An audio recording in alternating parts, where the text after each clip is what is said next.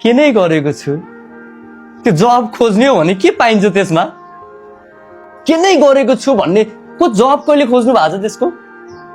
कसैले खोजेको छ यहाँ खोज्नुस् जवाब के भेट्नुहुन्छ त्यही भित्र लुकेको छ तपाई उठ्नुहुन्छ या फेरि ब्याक टु त्यो अवस्थामा जानुहुन्छ भन्ने कुरा के नै गरेको छु के नै चाहिँ गरेको छैन भन्ने कुरा भेटिन्छ के खोज्यो भने